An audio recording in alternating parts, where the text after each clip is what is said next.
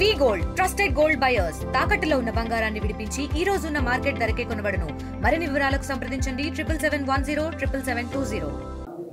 Media సోదరులందరికీ కూడా పేరు పేరున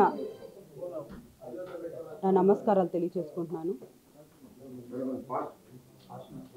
నాకు సపోర్ట్గా గిరిజన నాయకులకు అందరికీ కూడా పాదాభివందనం చేసుకుంటున్నాను. కొంతమంది ఫోన్స్ ద్వారా కూడా నాకు ఫోన్ చేసి ధైర్యంగా ఉండమని ధైర్యం చెప్తూ ఉన్నారు. వాళ్ళందరికీ కూడా నా ధన్యవాదాలు తెలియచేసుకుంటూ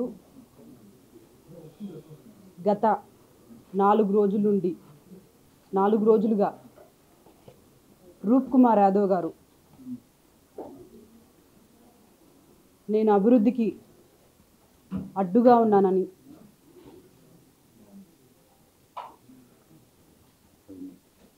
అవినీతి చేశానని మాట్లాడుతున్నారు. నా మీద ఇవన్నీ అనడం జరుగుతుంది. నేను అభివృద్ధికి అడ్డుగా ఉంటే ఎంతో గొప్పగా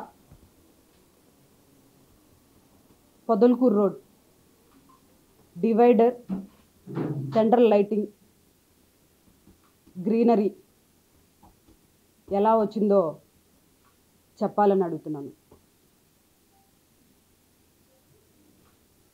మంత్రివర్యులు నారాయణ గారు కూడా విఆర్ స్కూల్కి 10 బస్సులు, ఇంకొన్ని డెవలప్ యాక్టివిటీస్ ఇవన్నీ కూడా నా ప్రమేయం లేకుండా జరిగాయా? స్మార్ట్ బజార్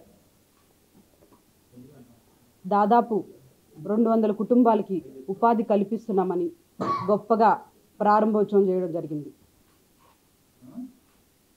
దానికి పర్మిషన్స్, శాంక్షన్స్ ఇవ్వకుండానే అవన్నీ జరిగాయని ఇలా చెప్పుకుంటూ పోతే ఎన్నో డెవలప్మెంట్ యాక్ట్స్, పార్కులు, రోడ్లు,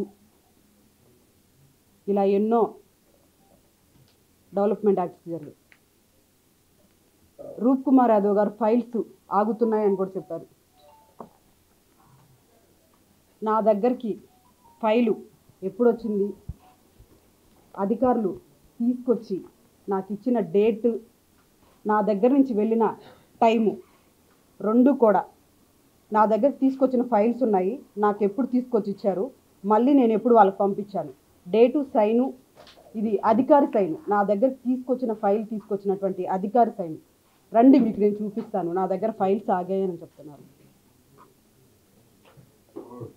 నా మీద అవిశ్వాసం తీర్మానం పెట్టిన, సంతకాలు చేసినటువంటి కార్పొరేటర్ల మనస్సాక్షికే తెలుసు నేనంటే ఏంటో అని.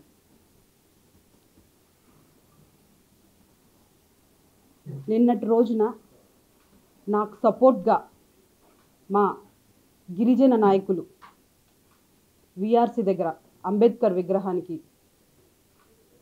వినతిని అందించి శాంతిపుర నిరసనను చేస్తే అక్కడ నాకు సంబంధించి సిరాజ్ అనే ఒక అబ్బాయి, షేక్ సిరాజ్, మీ అందరికి కూడా తెలుసుంటాడు, నాతో తిరుగుతూ నా మీటింగ్స్కి, ప్రెస్ నోట్స్కి నాకు సహాయపడుతూ ఉన్న అబ్బాయి, అక్కడికి శ్రీధర్ రెడ్డి గారు, రూరల్ శాసనసభ్యులు శ్రీధర్ రెడ్డి గారు ఒక అతన్ని అక్కడికి పంపించి ఇక్కడ ఎవరెవరు వచ్చున్నారు అని ఫోటోలు తీస్తూ అదంతా చేస్తూ ఉంటే సిరాజ్ అనే అబ్బాయిని అడిగారు, ఎందుకు వచ్చావు ఇక్కడికంటే, నన్ను రూరల్ శాసనసభ్యులు శ్రీధర్ రెడ్డి గారు పంపించారు, నువ్వు జాగ్రత్తగా ఉండు బ్రదర్ అని సిరాజ్కి చెప్పడం జరిగింది. ఆ మీటింగ్ అంతా కంప్లీట్ అయిపోయిన తర్వాత, విఆర్సి దగ్గర మీటింగ్ కంప్లీట్ అయిపోయిన తర్వాత సిరాజ్ మా దగ్గరకు వచ్చినప్పుడు ఈ మాట నాకు చెప్పడం జరిగింది. జాగ్రత్తగా ఉండు సిరాజ్, బయటికెళ్ళు ఉండమని చెప్పడం జరిగింది. జాగ్రత్తగా ఉండమని చెప్పడం జరిగింది. ఆ అబ్బాయి అప్పటి నుంచే ఫోన్ ఆఫ్ చేసుకొని ఎక్కడికి వెళ్ళాడో మాకు కూడా తెలియదు. కానీ అది నిన్నటి రోజు సాయంత్రం 9:30 ప్రాంతంలో 3 జీబుల్లో దాదాపు 10 నుంచి 15 మంది పోలీసులు వాళ్ళ ఇంటి మీదకి వెళ్ళి వాళ్ళ కుటుంబ సభ్యుల్ని మీ అబ్బాయి మర్డర్ కేసులో ఉన్నాడు అని బెదిరించి భయభ్రాంతులకు గురి చేయడం జరిగింది. బెదిరించి ఆమె వెళ్ళిపోవడం జరిగింది. పోలీసు వాళ్ళు వెళ్ళిపోయిన 10:30 ఆ టైంలో 20 నుంచి 30 మంది వాళ్ళ ఇంటి చుట్టూరు బైకుల్లో రౌండ్లు కొడుతూ అరుస్తూ కర్రలతోటి వాళ్ళ ఇంటి మీద రాళ్ళేస్తూ, సిరాజ్ వాళ్ళ ఇంటి మీద రాళ్ళేస్తూ, వాళ్ళ ఇంట్లో ఉన్న కుటుంబ సభ్యుల్ని భయభ్రాంతులకు గురి చేస్తూ బయటికి రానియకుండా వాళ్ళని ఈ విధంగా రౌడీల్ని పంపించి ఇంటి మీదకి శ్రీధర్ రెడ్డి గారు భయభ్రాంతులకు గురి చేయడం అన్నది సమంజసం కాదని తెలియజేస్తున్నాను.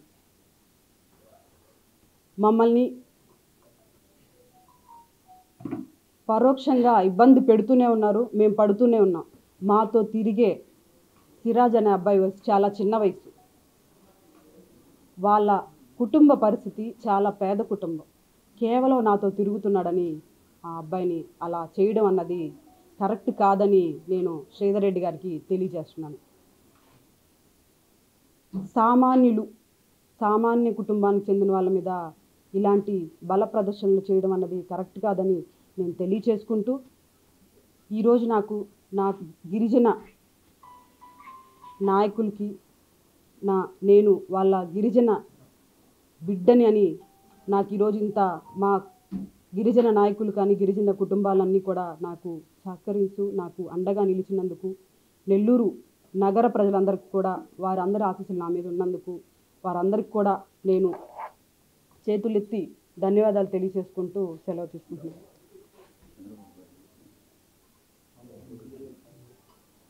ఇలాగా నెల్లూరులో జరుగుతున్నటువంటి సంఘటనల మీద ఇలాంటి రౌడీ రాజకీయాలని ప్రోత్సహించకూడదని నేను చంద్రబాబు నాయుడు గారిని, డిప్యూటీ సీఎం పవన్ కళ్యాణ్ గారిని, నారా లోకేష్ గారిని కోరుకుంటున్నాను.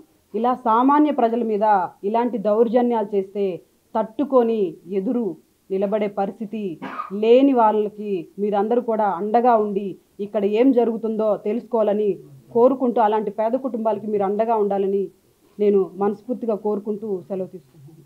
చరిత్ర సృష్టించినోడు ఇప్పుడు ఆ చరిత్రని తిరగరాయబోతున్నాడు. అబద్ధాల గోడల్ని బద్దలు కొట్టి నిజాలను రాగా మీ ముందుంచబోతున్నాడు. నిజమైన వార్తల కోసం వెంటనే డౌన్లోడ్ చేసుకోండి రా యాప్ని.